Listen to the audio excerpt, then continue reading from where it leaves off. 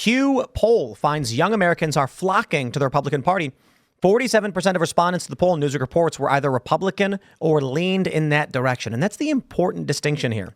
Leaned in that direction, because I assure you, many of them probably don't know what party they are, but their politics align more so in this direction, which is why it's very important that we get rid of the rhinos and bring in people who actually will inspire these young people leaning in this direction so we can win. And personality. You got someone like Donald Trump who, like, up against Barack Obama, he probably looks like a crass old man, but up against Joe Biden, he looks like a young, spry, hilarious comedian. So, like, they're leaning kids that are like 16, 15, that are just looking for the coolest dude. They're going to lean towards Trump if Biden's the other option. So the Democrats really have got to put their pedal to the metal and get a charismatic candidate in front of the camera immediately, or they're going to lose the entire youth base. And so they don't have to do that, right? Like, it's okay if they don't have a charismatic candidate and they use the like, let it go. No, I want to play a video for you so you can understand why young people are flocking to towards Donald Trump.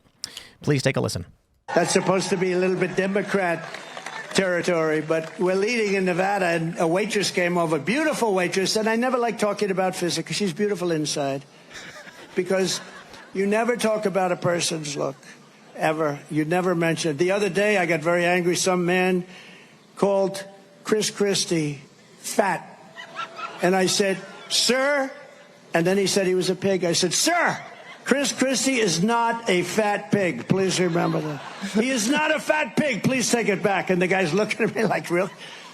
No, we have to defend people. You can't call people fat. So I said about 9 times, he is not a fat pig. That's supposed to be a little bit dim. Used to do that. Look, I'm sorry.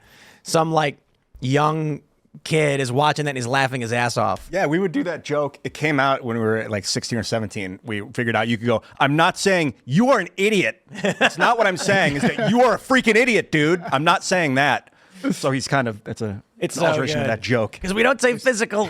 She's beautiful on the inside. Oh, come on. He's a fat pig. We've all heard the stories of Trump, and the rumors where it's like, he hires these beautiful women for these jobs and like in his office, or whatever. And then you know why he's doing it, right? See, he's not saying that privately. You know what he means when he says that. And when he says, you can't call Christie a fat pig, he just wants to yell, fat pig, Christie, you know what I mean? It's really funny. I mean, I would actually love to see an Obama-Trump face-off, because Obama has the charisma in the sense that he's like cool, I guess. But Trump is very witty. I mean, it is actually funny watching him kind of like go back and forth with someone. So it would be a great face-off. Not the same for Biden. Biden doesn't have those skills. No.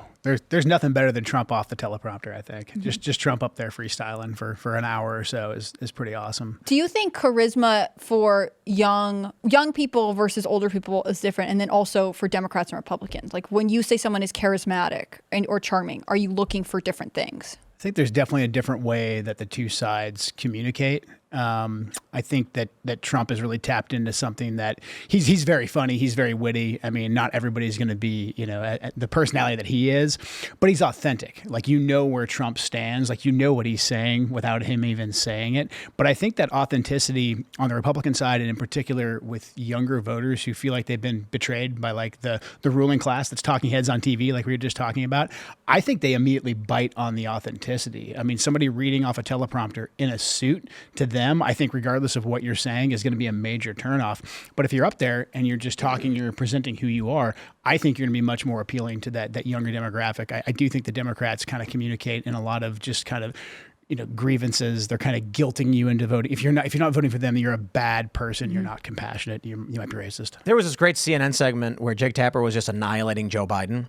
He's talking about the gaffes, and it was funny to have him actually state verbatim a Biden quote, because it's garbled nonsense. And it was something like, it was the issue that the work, I was my age, that not the issue. And like Tapper reads it like that. I'd love to watch that clip. That was and I'll pull it up in a second. It's funny, but Tapper's reading a prompter. He's reading a teleprompter, and you can tell he's reading a prompter. And it's just like, this is the thing. Like, young people can see that you are not a real human being saying things to them. Yeah, they'd rather a guy says the wrong thing and then is like, oh, that was wrong. Sorry, I said the wrong thing there. Yeah, and then continue on. 100%. I think Tapper, maybe in that same segment, started referred to these elites in the Democratic Party that have had it with Biden. Yep. Flat out in your face saying there are elites now. It's like in the Romes they had the plebs, which were the common man, and then they had the autocrats or the authorities. And now they're like just telling you, yeah, there are people that they consider themselves elites, that they are better than you, and that they run the show and decide. It's pretty stark that it's right in your face. But this word elite's been getting thrown around for like 20 or 30 years. It's become normalized now, and it's like, bro, they're not elite. Elite means that you're good at what you do. It doesn't mean that you're born with money. It doesn't mean that you have connections. I think it can, though, right? It can refer to people who have access to things that you don't, either because of financial resources or because of social power. I mean, the argument that someone is elite could be skill-based, or it could just actually be a way to reference them socially. I think you're right that there is an interesting pivot from someone like Jon Stewart being like, the elites, as I sit on my national television show, right? Like, it's always someone else, and it's always someone from the outside saying, they're the elite. And I think that was the interesting difference with Trump. I think there was a level of him being like, yeah, of course I'm elite. I'm a billionaire. But people are abusing the rest of you. And I think I'm going to say something. I know Dave Chappelle has a bit on that where he's like, he came from inside the house, told us what was going on, then went back into the house. Exactly. Yeah. Well, I think Trump also, there's definitely that honesty factor where he's just like, yeah, you guys know who I am. I'm a billionaire, but I'm telling you, the rest of these guys are screwing you over. But I think Trump also harkens back to our old elites who actually built this country. Like you talked about the founding fathers. Those guys in their time, they were the elites. They were the ruling class, but they felt that they had an obligation to the people of the country, and they felt that their names were directly tied to the country. I personally think that that's how Trump views this as well, because he could have just retired to his golf course, never come back, been a billionaire, but he views his success as being deeply intertwined with America's success. And that's the way our old elites, our old ruling class really used to view their duty to the country. And that went way off the rails, probably since the end of World War II, or maybe even the establishment of the Federal Reserve, like you talked about.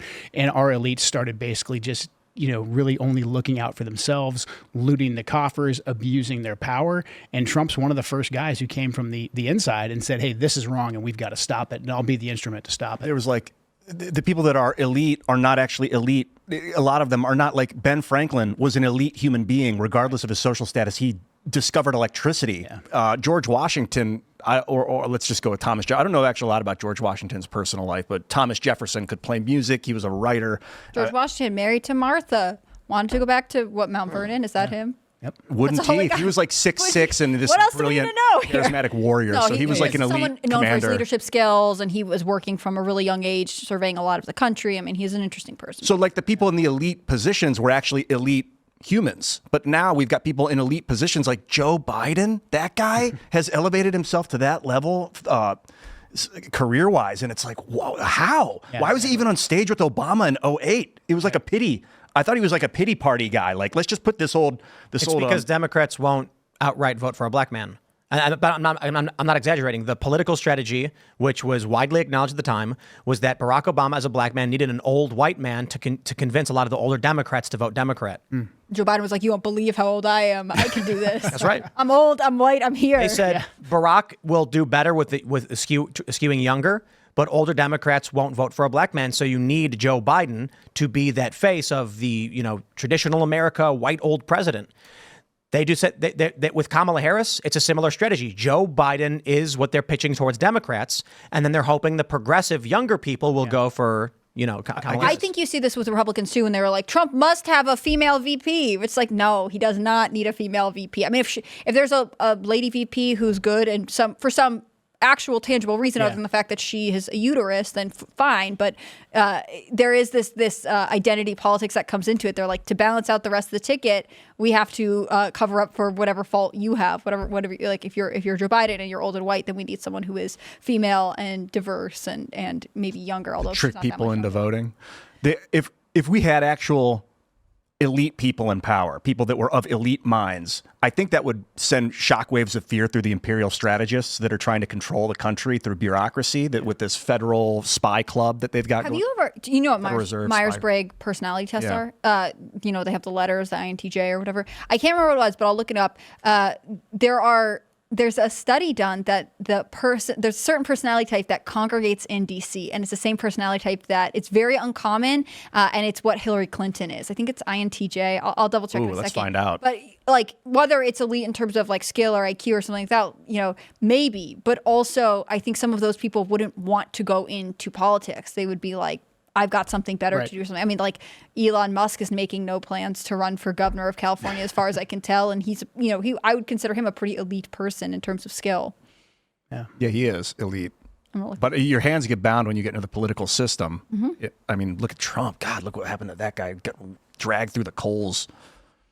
Who I was thinking of, Schwarzenegger, who an elite human being across the board. I don't know about obviously he's a brilliant, smart guy, but is super, super famous. A brilliant smart guy. A brilliant smart Not just guy. like a brilliant dumb guy. Well, I was just assuming he was smart because he was governor, but you don't have to be smart to be governor. So maybe he's of average intellect. I really don't know much about Arnold's smarts. He's never like wowed me with his math theorems or anything, but very charismatic, hardworking, devoted, elite man. Thanks for watching this clip from Timcast IRL. Make sure to check out the live show Monday through Friday at 8 p.m. on this channel. Subscribe and we'll see you all there.